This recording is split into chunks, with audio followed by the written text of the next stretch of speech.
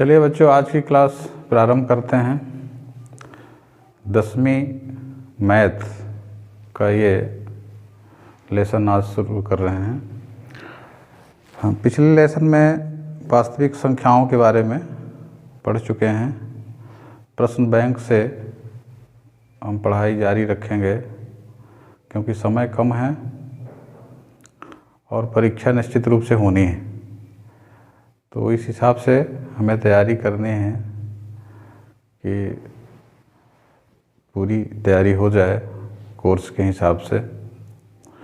तो आज second lesson शुरू कर रहे हैं, बहुपद। ये जो सेकेंड यूनिट है ये कुल 5 अंकों की यूनिट है।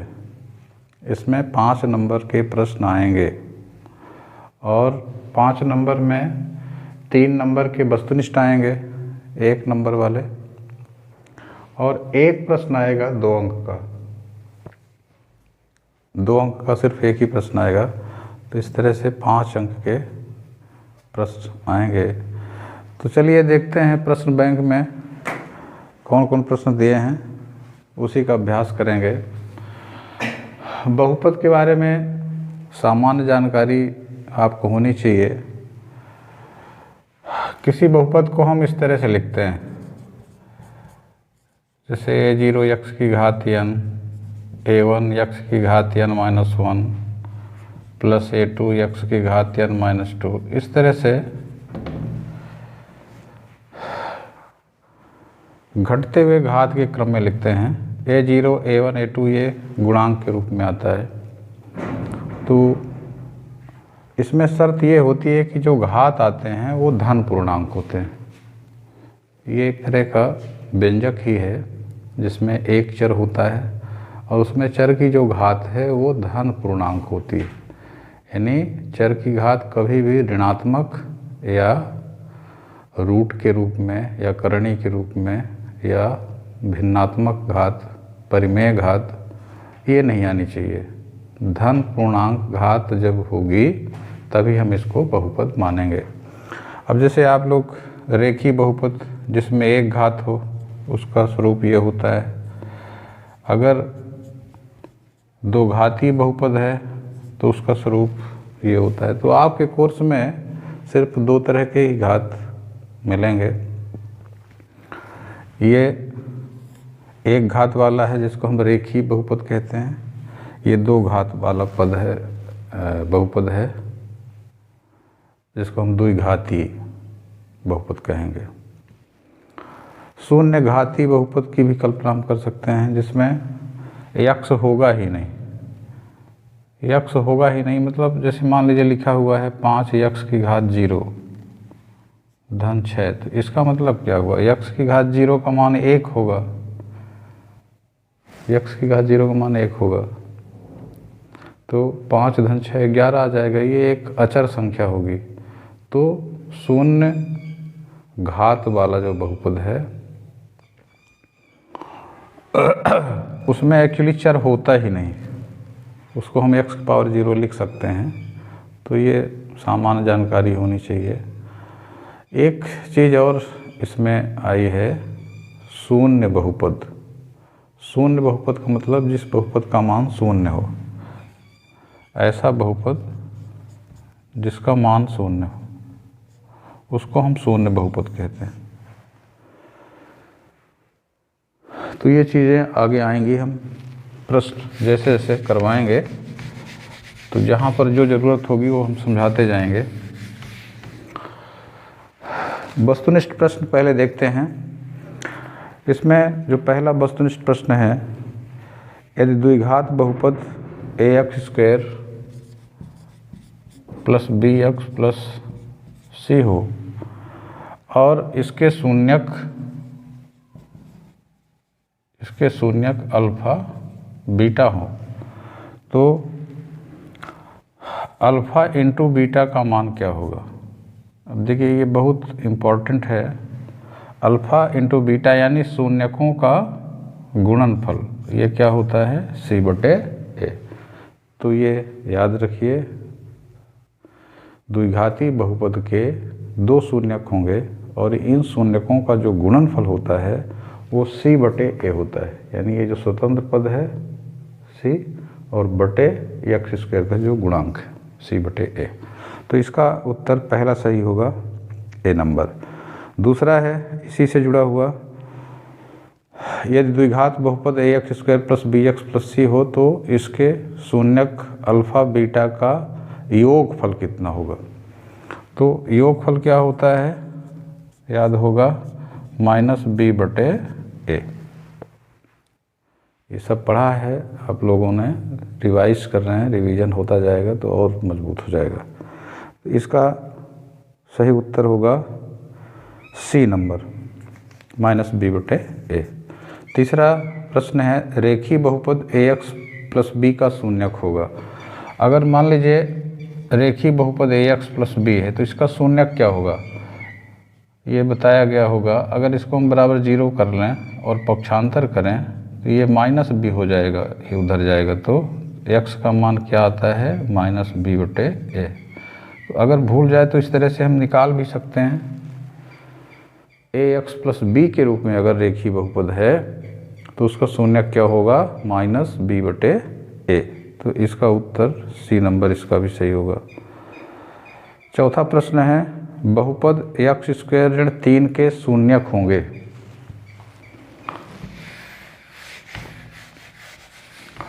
बहुपद दिया है एक्स स्क्वायर ऋण 3, इसके शून्यक क्या होंगे। तो देखिए शून्यक मतलब ऐसा x का मान जो इसको 0 कर दे। शून्यक का अर्थ यही होता है कि x के ऐसे मान जो उसमें रखें तो बहुपद का मान शून्य हो जाए। तो एक्स स्क्वायर ऋण 3 बराबर अगर 0 कर दें तो एक्स स्क्वायर बराबर ऋण 3 उधर जाएगा तो धन 3 हो जाएगा। तो अब x वर्ग का मान 3 है तो x का मान क्या होगा 3 का वर्गमूल, और वर्गमूल हमेशा प्लस और माइनस दोनों में लिखा जाता है। 3 का वर्गमूल हम नहीं ज्ञात कर पाएंगे क्योंकि ये पूर्ण वर्ग संख्या नहीं है, तो इसको हम ऐसे ही लिखा रहने देंगे √3 प्लस माइनस। तो इसका आंसर क्या हो जाएगा प्लस माइनस √3। पांचवा प्रश्न है बहुपद एक्स स्क्वायर धन 7x धन 10 के शून्यक होंगे। एक्स स्क्वायर धन 7x धन 10। अब एक विधि बताई गई थी शून्यक निकालने की, मध्य पद को 2 भागों में तोड़ करके। तो तोड़ने का नियम क्या बताया गया था, ये स्वतंत्र संख्या और इसका गुणांक गुणा करते हैं तो 10 और ये 1, 10 एक कम 10। अब 10 को तोड़ना है तो 1 गुणे 10, 2 गुणे 5, 5 गुणे 2 यही होगा। तो इनका योग 7 होना चाहिए।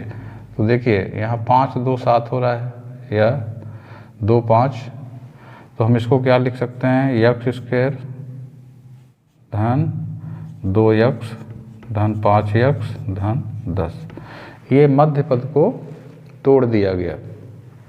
अब इसमें x कॉमन लेंगे तो x धन 2, x कॉमन हो गया दोनों में तो x धन 2। इसमें 5 कॉमन हो जाएगा तो इसमें भी x धन 2 आएगा। 5 कॉमन हो गया तो इसमें x और 5 दूनी, ठीक है। अब ये देखिए x धन 2 ये दोनों में है तो इसको एक बार लिखते हैं और फिर जो बचता है उसको लिख लेते हैं। फिर क्या करते हैं x धन 2 बराबर 0 या x धन 5 बराबर 0। x धन 2 बराबर 0 तो x बराबर धन 2 उधर गया तो ऋण 2, या x का मान धन 5 उधर जाएगा तो ऋण 5। यानी एक शून्यक ये हो गया आपका ऋण 2 और एक शून्यक ऋण 5। तो इसका आंसर क्या हो जाएगा ऋण 2 ऋण 5। अब अगर ये प्रश्न आता है उत्तर याद है तो वहाँ लगाने की ज़रूरत नहीं है, आप सीधे ऋण 2 ऋण 5 वाले में टिक कर सकते हैं, मतलब लिख सकते हैं। तो ये हो गया छठवां। एक प्रश्न है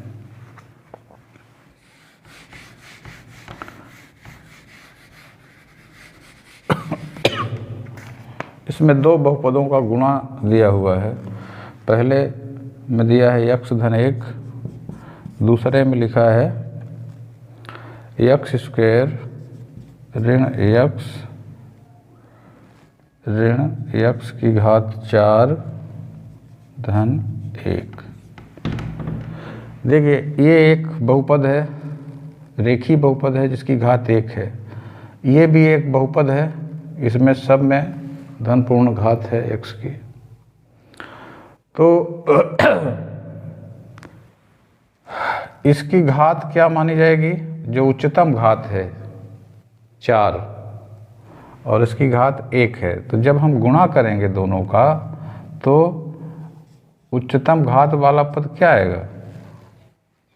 5 आएगा। एक नियम इसको दिमाग में रखिए कि अगर हम कई बहुपदों का गुणा करते हैं, कई बहुपदों का अगर गुणा करते हैं तो गुणा करने से जो बहुपद मिलेगा उसकी घात क्या होगी? सभी बहुपदों की अलग अलग घात का योग, चाहे जितने हम गुणा करें। तो यहाँ पर 2 बहुपदों का गुणा कर रहे हैं, इसकी घात 1 है, इसकी घात 4 है, तो जोड़ दिए 1 धन 4 यानी 5।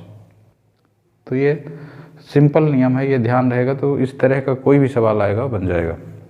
तो इसका आंसर हो जाएगा 5। 7वां प्रश्न है, यदि द्विघात बहुपद के शून्यक ऋण 3 और 4 हों तो द्विघात बहुपद होगा। इसमें शून्यक दे दिया है, एक शून्यक दिया है ऋण 3 और दूसरा शून्यक दिया है 4। अब देखिए इसमें अल्फा का मान ऋण 3 है और बीटा का मान 4 है, ऐसा भी हम लिख सकते हैं। शून्यक जब हम निकालते हैं, अगर शून्यक अल्फा बीटा है तो इसका मतलब है कि इस टाइप का हमारा गुणनखंड आया होगा, x माइनस अल्फा आया होगा, तब ना x बराबर अल्फा होगा। x माइनस बीटा होगा तो x बराबर बीटा।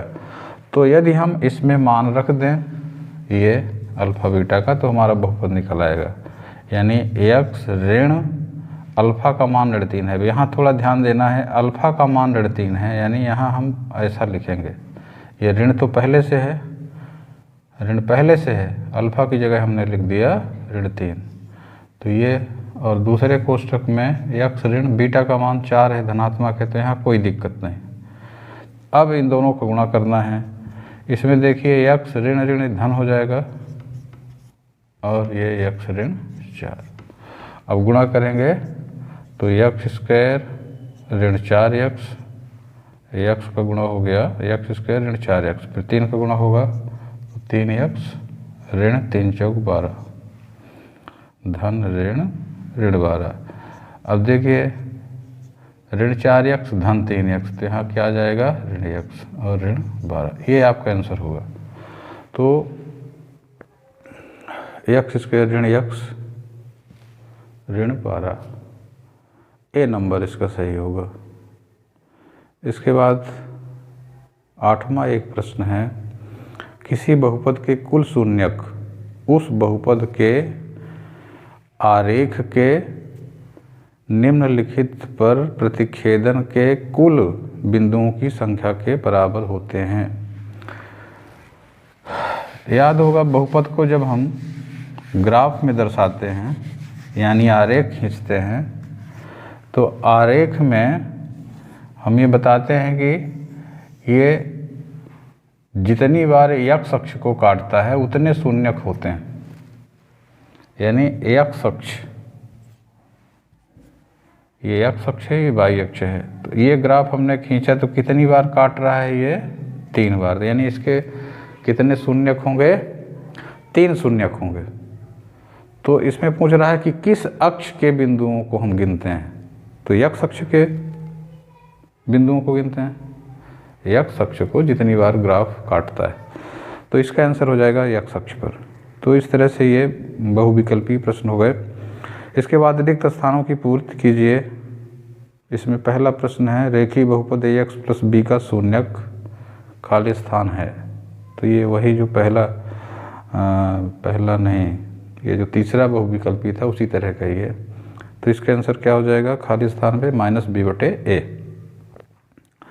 दूसरा है दो बहुपदों का गुणनफल एक खाली स्थान होता है, तो दो बहुपदों का गुणा करेंगे तो बहुपद ही मिलेगा। दो बहुपदों का गुणनफल हमेशा एक बहुपद ही होता है, तो बहुपद हो जाएगा इसमें। तीसरा है बहुपद x² धन 4x धन 8 के शून्यकों का योग। अब देखिए x² धन 4x धन 8 ये आपका बहुपद है। कहता है कि इसके शून्यकों का योग क्या होगा, अल्फा धन बीटा, ये बराबर क्या होता है -b/a। तो -b का मान क्या है 4, a का मान 1, यहाँ कुछ नहीं तो 1, ऋण 4/1 का कोई मतलब नहीं, यानी इसका उत्तर आप सिर्फ ऋण 4 लिख देंगे। चौथा है बहुपद x² धन 4x धन 8, यानी इसी का शून्यकों का गुणनफल क्या होगा, तो गुणनफल का सूत्र क्या होता है c/a। तो c का मान है 8 और a का मान 1 है, यानी 8/1, 8 भर होगा ये, तो इसका उत्तर हो जाएगा 8। तो खाली स्थान में 8 लिख देंगे। तो कितना ईजी है ये। पांचवा एक प्रश्न है, यदि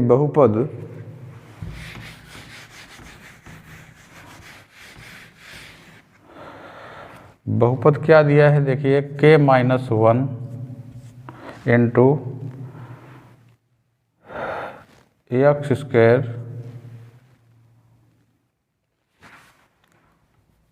k-1 इंटू x² यहाँ है प्लस kx + 1, ये आपका बहुपद है। कहता है कि इसका एक शून्यक ऋण 3 है, इसका एक शून्यक क्या दिया है ऋण 3, तो k का मान क्या होगा। शून्यक एक ठो दे दिया है ऋण 3, तो हमें k का मान निकालना है। अब हमने शून्यक का अर्थ बताया था, शून्यक का मतलब होता है कि उसको हम x की जगह रखें तो बहुपद का मान शून्य हो जाए। यानी यदि हम x का मान ऋण 3 रखेंगे, जहाँ जहाँ x है वहाँ ऋण 3 रखेंगे, तो इसका मान क्या आना चाहिए शून्य आना चाहिए। तो देखिए k-1 यहाँ हमने रख दिया ऋण 3, इसका वर्ग धन k, यहाँ पर हम रख दिए ऋण 3 धन 1, इसका मान क्या होना चाहिए 0, बराबर 0 कर देंगे। अब इसको हल करेंगे तो k का मान आ जाएगा।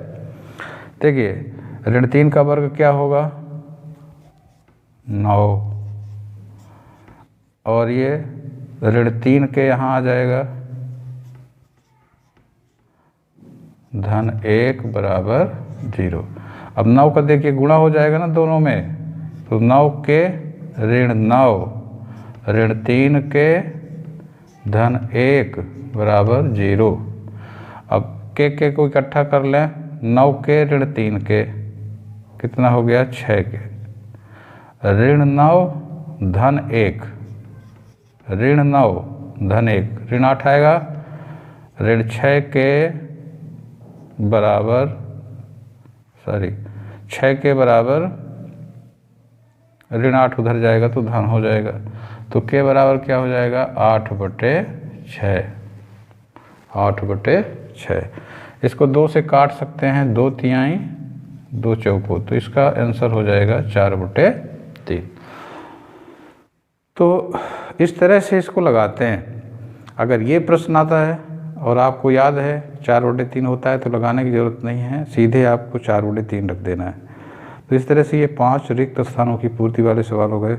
इसके बाद सत्य सत्य 4 ठो दिया है। बीजी व्यंजक एक लिखा हुआ है x² ऋण 2√x धन 7 बहुपद नहीं है।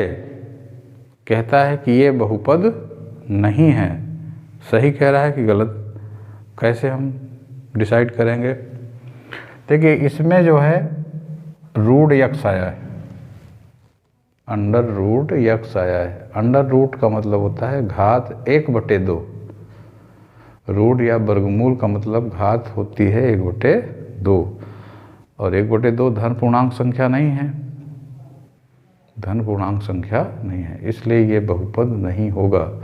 और ये कहता है कि बहुपद नहीं है, यानी सही कह रहा है, तो ये कथन सत्य हो जाएगा। शून्य बहुपद की घात शून्य है। अब ये एक प्रश्न दे दिया, शून्य बहुपद। देखिए, शून्य बहुपद हमने शुरू में बताया था, एक ऐसा बहुपद जिसका मान शून्य है। इसको आप x की घात के रूप में कैसे लिखेंगे? यहाँ जब गुणांक आप 0 लेंगे तो x की घात आप कुछ भी लिख सकते हैं, चाहे 0 लिखें, चाहे 1 लिखें, 2 लिखें, 4 लिखें, 10 लिखें, अनंत तक आप लिख दें, उससे कोई फर्क नहीं पड़ेगा, क्योंकि 0 का गुणा होगा तभी 0 आएगा। इसलिए ये इसका घात अपरिभाषित हो जाएगा। तो इसमें जो है कहता है कि शून्य बहुपद की घात शून्य है, तो ये एक असत्य कथन हो जाएगा, क्योंकि शून्य नहीं होगा। शून्य अगर घात होती तो शून्य बहुपद कहलाता, शून्य घात वाला बहुपद हो जाता। शून्य बहुपद और शून्य घात वाला बहुपद दोनों में फ़र्क है। शून्य घात मतलब जिसमें x की घात शून्य है, और शून्य बहुपद का मतलब होता है जिस बहुपद का मान शून्य है। तो दोनों में फ़र्क याद रखिएगा। तो ये जो है एक असत्य कथन है। और तीसरा है, शून्य बहुपद की घात अपरिभाषित है। ये जैसे हमने कहा, ये शून्य से लेकर के अनंत तक इसकी घात हो सकती है, चाहे जितने ही हम पद लिखें, इसलिए ये अपरिभाषित घात होगी, यानी ये सही कह रहा है। तो ये तीसरा कथन सत्य हो जाएगा। चौथा है, n घात वाले बहुपद की अधिकतम घात n घात वाले बहुपद के अधिकतम n शून्यक हो सकते हैं। तो ये सही है। रेखीय बहुपद यानी 1 घात वाले बहुपद में 1 शून्यक, 2 घात वाले बहुपद में 2 शून्यक, 3 घात वाले बहुपद में 3 शून्यक होंगे। तो n घात वाला अगर बहुपद है तो उसमें शून्यों की संख्या n होगी, तो ये सही। तो इसको दिमाग में रखना है, ये सत्य हो गया। इसके बाद एक शब्द या एक वाक्य में उत्तर देने के लिए प्रश्न आता है। इसमें पहला है, रेखीय बहुपद की घात कितनी होती है? रेखीय बहुपद की घात 1 होती है। द्विघात बहुपद की घात कितनी होती है? द्विघात बहुपद की घात 2 होती है। त्रिघात बहुपद की घात कितनी होती है? 3 होती है। तो ये सिंपल प्रश्न है। इसके बाद चौथा प्रश्न है, इसमें एक बहुपद के लिए ग्राफ दिखाया है और पूछ रहा है कि कितने शून्यक होंगे। एक बहुपद जिसको y बराबर px लिखा गया है, ये ग्राफ खींचा गया है इसका। तो ग्राफ इस टाइप से है, ऐसे। तो इसमें x अक्ष को कितनी बार काट रहा है? ये 2 बार काट रहा है। यहाँ काटा, फिर यहाँ काटा, तो कितने शून्यक इसमें हो जाएंगे? 2 शून्यक हो जाएंगे। तो इस तरह से इसको कर लीजिए। इसके बाद आपका अति लघुत्तरी प्रश्न शुरू होता है, जो 2 नंबर का होगा। इसमें 11 प्रश्न दिए हुए हैं। इसमें मुख्यतः 2 तरह के ही प्रश्न हैं। तो इसमें हम कुछ प्रश्न बता रहे हैं। जैसे 5वां प्रश्न है, एक द्विघात बहुपद ज्ञात कीजिए जिसके शून्यकों के योग तथा गुणनफल 1/4 और ऋण 1 हैं। शून्यकों का योग दिया है, शून्यकों का योग दिया है 1/4 और गुणनफल दिया है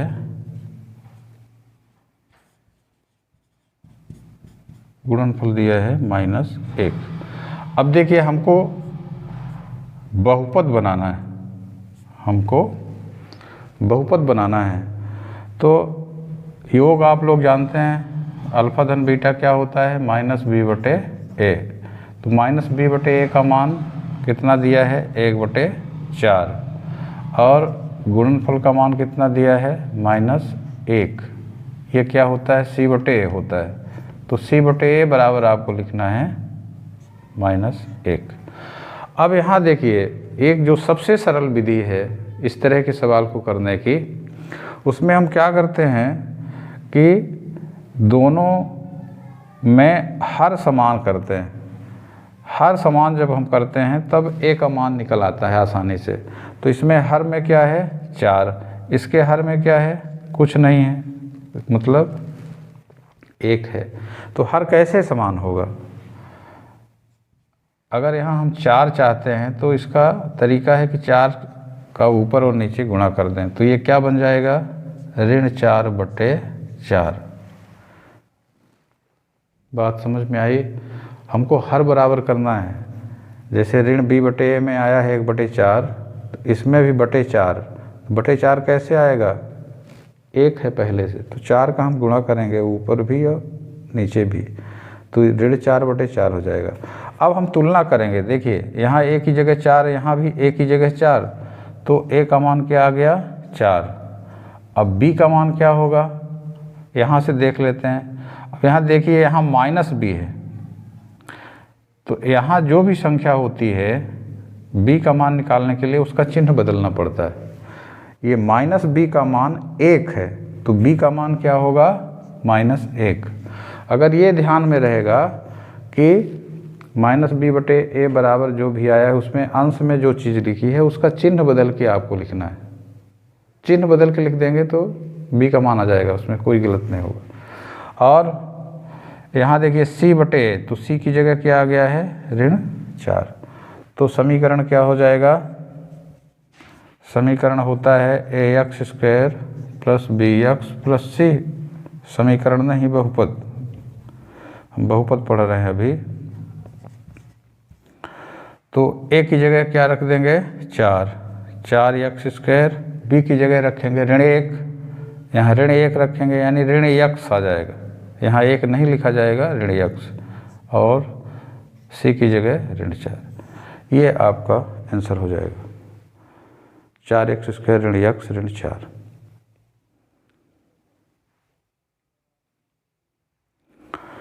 छठवां प्रश्न देखते हैं।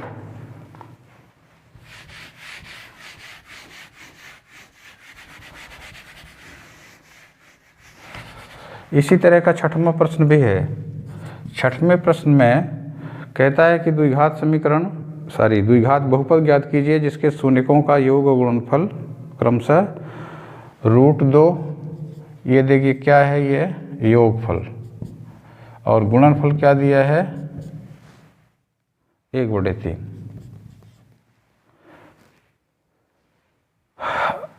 यानी -b बटे ए का मान दिया है देखिए √2, और c बटे ए का मान क्या दिया है 1/3।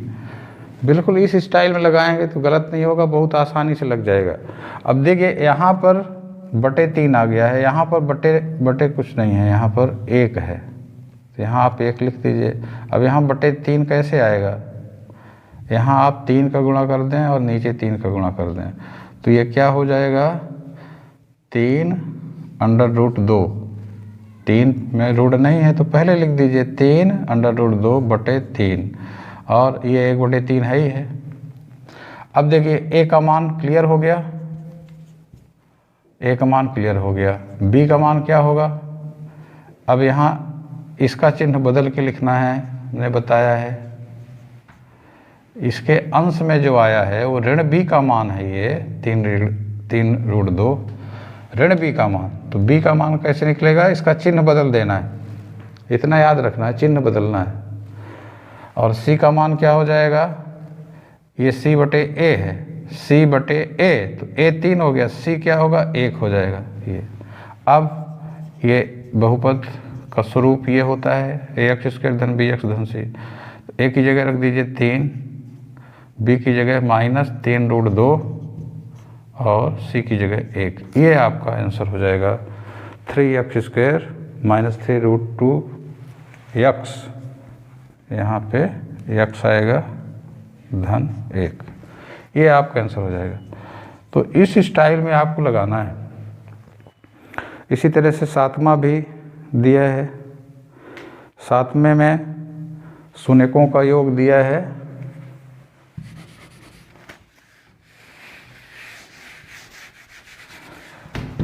7वें प्रश्न में शून्यकों का योग दिया है 1 और गुणनफल भी दिया है 1।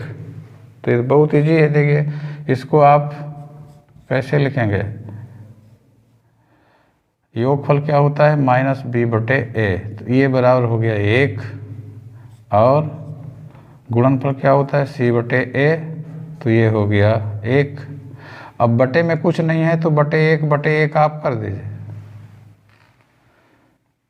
बटे में कुछ नहीं तो बटे 1 कर दें, तो a का मान क्या हो गया 1, b का मान, इसका चिन्ह बदलना है। देखिए ऋण b का मान 1 है तो b का मान ऋण 1 हो जाएगा। यही ट्रिक याद रखनी है तो गलत नहीं होगा। c का मान सीधा c का मान 1 है, c की जगह 1। तो अब फिर वही ax² धन bx धन c, ये आपके बहुपद का सूत्र है। a की जगह 1 रखना है तो 1 रखने का कोई मतलब नहीं। यहाँ ऋण 1 रखना है तो ऋण x, यहाँ 1 रखना है, ये आपका आंसर हो जाएगा। इसी तरह से 8वां भी है। बहुत सारे सवाल हैं इसी तरह के। शून्यकों का योग ऋण 3 और गुणनफल 2।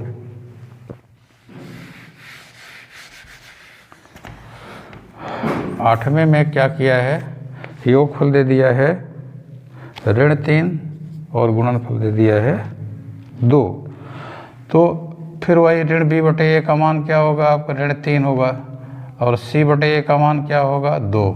अब बटे में कुछ नहीं है तो ये बहुत ईजी है, आप बटे 1 कर दीजिए। बटे 1 दोनों में हो गया तो इसमें चेंज करने की ज़रूरत ही नहीं पड़ी। a का मान क्या हो गया 1 हो गया। b का मान देखिए ऋण b ऋण 3, हम कहते हैं कि इसका चिन्ह बदल के लिखना है। तो ऋण 3 पहले से है तो चिन्ह बदलेंगे तो 3, यानी b का मान इसमें 3 आएगा और c का मान सीधा है 2। ये तरकीब अपना लीजिए, बहुत आसान हो जाएगा। अब ax² यानी 1x² फिर प्लस bx यानी 3x प्लस c, ये आपका आंसर हो गया। 2 नंबर का प्रश्न ऐसे आएगा, इसको बहुत लंबा चौड़ा लिखने की जरूरत नहीं है, इतना कर देंगे 2 नंबर मिल जाएगा। 9वां प्रश्न इसी तरह का है।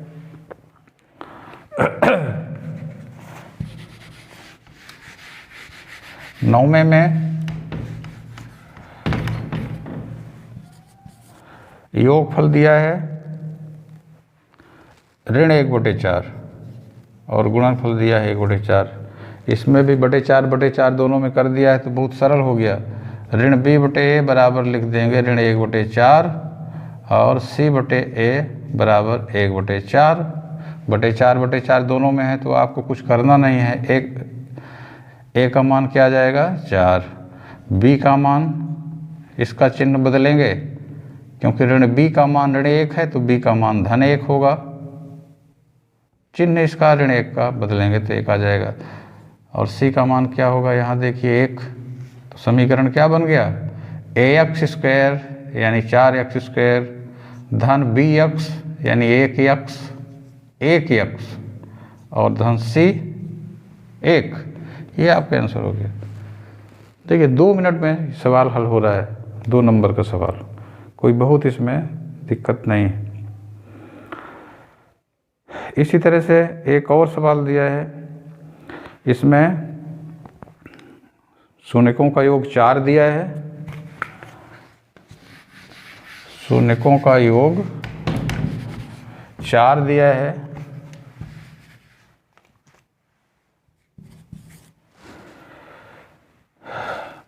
योग 4 दिया है और गुणनफल 1 दिया है। आपको बहुपद निकालना है तो फिर वही ऋण b/a की जगह 4 और c/a की जगह 1। अब देखिए बटे में कुछ नहीं है तो यहाँ हम क्या करेंगे बटे 1 कर दिया, यहाँ बटे 1 कर दिया। तो ए का मान क्या आ गया 1, बी का मान इसका चिन्ह बदलिए ऋण 4, सी का मान ये हो जाएगा, सी के स्थान पे 1 ना है, ये हो जाएगा। अब समीकरण लिख दीजिए 1x² ऋण 4x धन 1, ठीक है, 1x² और b की जगह ऋण 4 और c की जगह 1, ये आपका समीकरण है। तो बहुत ईजी है। तो इतने सवाल दिए हैं, एक जैसे सवाल, इनका अभ्यास करेंगे, इनमें से एक प्रश्न आ सकता है।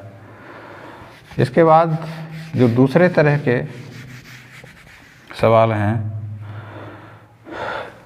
11वां प्रश्न, द्विघात बहुपद दिया है x² ऋण 2x ऋण 8, कहता है कि इनके शून्यक ज्ञात कीजिए और शून्यकों और गुणांकों में जो संबंध है उसको सत्यापित कीजिए, सत्यता की जांच कीजिए। तो पहले शून्यक निकालेंगे और फिर जो योग और गुणनफल के लिए सूत्र है -b/a और c/a, उससे इसको सत्यापित करना है। तो पहले शून्यक कैसे निकालेंगे, मध्य पद को तोड़ेंगे। अब यहाँ देखिए ऋण 8 यहाँ 1 है, तो ऋण 8 को 2 भाग करेंगे तो 4 दूनी 8, यहाँ पर 4x धन 2x। देखिए यहाँ ऋण आया है तो यहाँ बड़ी संख्या ऋण कर देंगे, ऋण 4 और धन 2 घटाएंगे, ये आ जाएगा, और ऋण 8। अब x कॉमन लेंगे इन दोनों में, तो x ऋण 4, इसमें और इसमें क्या कॉमन होगा 2, तो इसमें भी x ऋण 4 आ जाएगा। तो देखिए x ऋण 4 और x धन 2, x ऋण 4 बराबर 0 होगा, तो x का मान क्या आ जाएगा 4, ऋण 4 उधर गया 4 आएगा ना, या x धन 2 का मान जब 0 करेंगे तो x का मान क्या आएगा ऋण 2। तो इसके 2 शून्यक क्या आ गए, एक 4 आया और एक ऋण 2 आया, तो इसको हम अल्फा 4 बीटा ऋण 2 मान सकते हैं। ये अल्फा बीटा का मान निकल आया। अब आपको सत्यापित करना है। तो देखिए पहला संबंध क्या होता है, अल्फा प्लस बीटा बराबर ऋण b/a। अल्फा का मान क्या आया है 4, बीटा का मान ऋण 2, यहाँ ऋण 2 रखेंगे तो ये धन ऋण ऋण होगा तो ऋण 2 आ जाएगा, और ऋण b का मान क्या है, यहाँ b का मान ऋण 2 है, तो यहाँ रख दिया ऋण 2, और a का मान क्या है 1। अब देखिए 4 में 2 गए 2, और ऋण ऋण धन 2/1 का कोई मतलब नहीं, 2 बराबर 2 आ रहा है, ये सत्यापित हो गया, ये संबंध सत्यापित हो गया। यानी मूलों का जो गुणांकों से संबंध बताने वाला सूत्र है, ये सत्यापित हो गया। दूसरा संबंध क्या होता है, अल्फा इंटू बीटा बराबर c/a। अल्फा हो गया 4 गुणे बीटा ऋण 2, c का मान क्या है ऋण 8/a का मान 1। अब 4 और ऋण 2 का गुणा करेंगे तो क्या आएगा ऋण 8, और ये भी ऋण 8, ऋण 8 बराबर ऋण 8। तो इस तरह से योग वाला और गुणा वाला दोनों सत्यापित हो गए। तो इस तरह के प्रश्न में 2 काम करना है, पहले हमको शून्यक निकालना है और फिर संबंध को प्रूफ करना है, यानी सत्यता की जांच करनी है। एक आध सवाल और देख लेते हैं।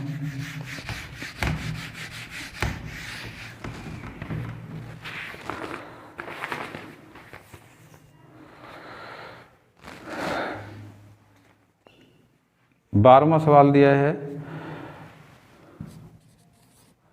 3x² ऋण x ऋण 4। इसके भी आपको पहले शून्यक निकालना है, फिर सत्यता की जांच करनी है। तो 4 तिहाई 12 ऋण 12। अब देखिए यहाँ ऋण 1 आना चाहिए, तो 4 तिहाई 12, 4 में 3 घटाने पर 1 आता है, तो यहाँ ऋण है तो 4 को आप ऋणात्मक कर दीजिए, 3 को धनात्मक कर दीजिए। इस तरह से आपका ये मध्य पद टूट गया। देखिए ऋण 4 और 3 का गुणा करेंगे तो ऋण 12 आएगा, और ऋण 4 धन 3 का मान ऋण 1 आएगा। दोनों को जोड़ने पर यहाँ इसके गुणांक के बराबर आना चाहिए। अब इन दोनों में और इन दोनों में जब कॉमन लेंगे तो इसमें क्या कॉमन है, सिर्फ x भर कॉमन है, तो बचेगा 3x ऋण 4।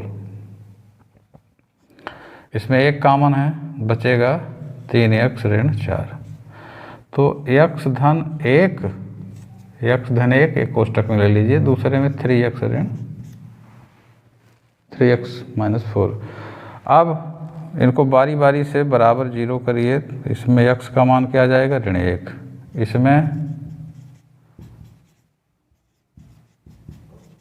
x का मान क्या आ जाएगा, ये ऋण 4 उधर गया, धन 4 हो गया, 4/3। तो इस तरह से अल्फा का मान आया ऋण 1, बीटा का मान आ गया 4/3। अब सत्यापित कर देना है, योग कितना होना चाहिए, ऋण b/a। अब देखिए इसमें ऋण 1 धन 4/3, और b का मान क्या है यहाँ, ऋण 1। a का मान क्या है, b का मान यहाँ रखेंगे ऋण 1।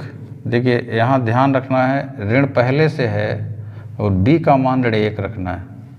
अब इसको सरल करेंगे, 3 लघुत्तम आएगा, 3 1 कम 3, ऋण 3 धन 4, और ये ऋण ऋण धन 1/3 हो गया। यहाँ देखिए ऋण 3 धन 4, यानी 4 में 3 घटेगा तो 1/3 बराबर 1/3, ये बराबर आ रहा है, तो ये प्रमाणित हो गया। इसी तरह गुणनफल c/a, तो अल्फा का मान है ऋण 1 गुणे बीटा का मान है 4/3, और c का मान कितना है, ऋण 4, a का मान है 3।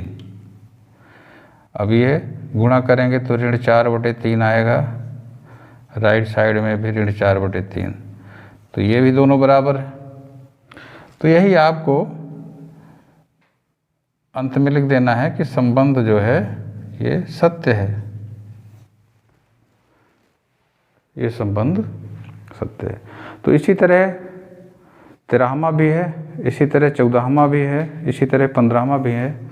ये 3 सवाल और इसमें दिए गए हैं, तो इनको आप कर लेंगे तो एक प्रश्न ये आपका कंप्लीट हो जाएगा।